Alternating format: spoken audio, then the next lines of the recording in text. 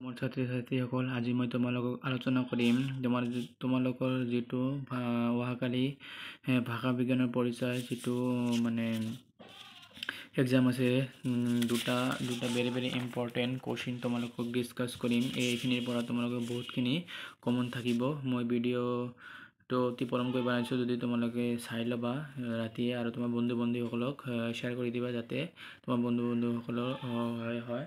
তো আহক অতি পলম নকৰাকৈ ভিডিঅ'টো মানে কুৱেশ্যনবিলাক আলোচনা কৰি লওঁ। যিহেতু তোমালোকে পৰিচয় এইখিনি তোমালোকে ছল্ভ কৰা, বহুতখিনি তোমালোকৰ হৈ যাব। 60% 70% তোমালোকে ইয়াৰ পৰা ছল্ভ হৈ যাব, টেনশ্যন নাই। আহক এইটো তোমাৰ ছেশ্যনেল এক্সামৰ হয় আৰু এটা ক্লাছ টেষ্টৰ আছে। বহুতৰে এইটো কুৱেশ্যন হয়, এইটো ধুবুৰীৰ BN কলেজৰ কুৱেশ্যন হয়। এইটো মই এটা বন্ধুৰ পৰা লৈ আহিছোঁ। তো আলোচনা কৰোঁ। কুৱেশ্যনটো হ'ল এটা কি কৈছে, ছেশ্যনেল এক্সামৰ ভাষা বিজ্ঞানৰ পৰিচয় কুৱেশ্যন অতি চমু উত্তৰ। অসমীয়া ভাষা বিশিষ্ট ব্যঞ্জন ধ্বনি কেইটা?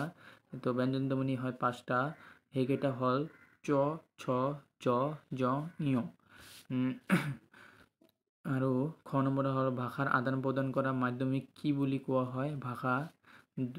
গ নম্বৰটো হ'ল দুটা যুক্তৰ ৰূপৰ উদাহৰণ দিয়া, ৰেলগাড়ী আৰু জলপান। তোমালোকৰ ফাইনেল এক্সামত কিন্তু প্ৰশ্নৰ 8টা দিব, 1 মাৰ্কৰ, সেই 8টা কৰিব লাগিব।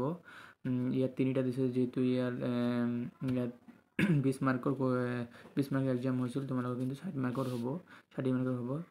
2 নম্বৰটো হ'ল চমু উত্তৰ দিয়া যিকোনো এটা। ভাষাৰ বিজ্ঞানৰ দুটা ভাগৰ নাম লিখা।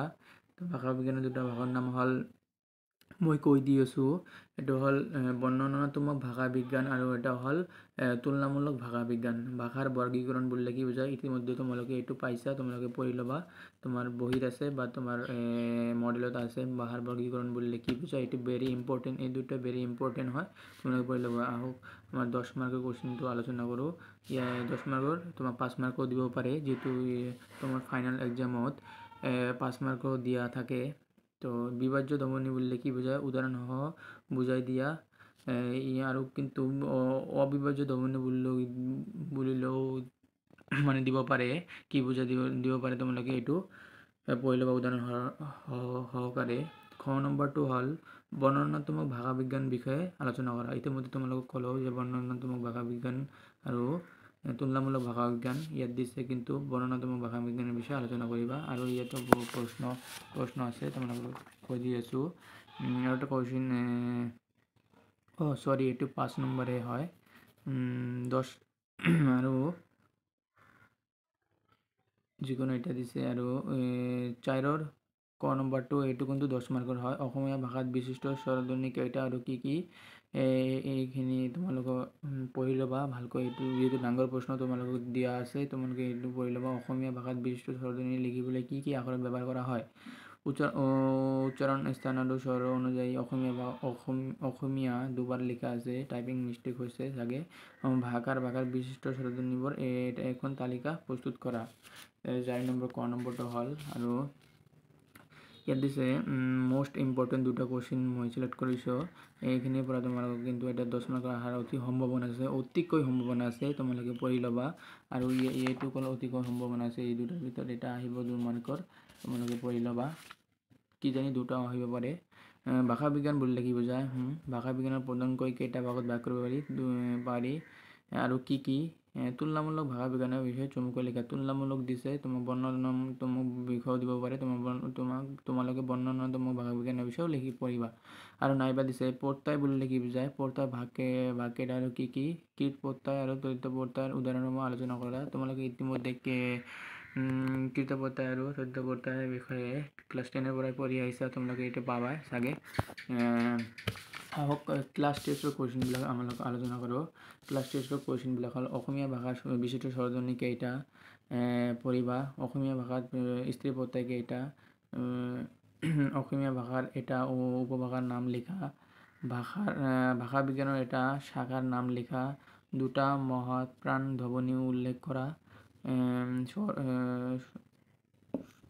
স্বৰবৰ্ণ উচ্চাৰণত বাগেন্দ্ৰীয় কোনটো অংগ কোনটো অংগ প্ৰধান ভূমিকা গ্ৰহণ কৰে এইটো অকল জিবা হ'ব তোমালোকে পঢ়ি ল'বা আৰু গ্ৰুপ চি এইটো তোমালোকৰ 3 মাৰ্কৰ কুৱেশ্যন হয় ভাষা বিজ্ঞান বুলিলে কি বুজায় ইতিমধ্যে আলোচনা কৰা হৈছে আৰু ভাষা বিজ্ঞানৰ শাখাৰ নাম দুটাৰ ভাষা বিজ্ঞানৰ শাখাৰ নাম লিখা ভাষা বিজ্ঞান বুলিলে কি বুজায় আৰু ভাষা বিজ্ঞানৰ দুটা শাখাৰ নাম হ'ল বৰ্ণনাত্মক আৰু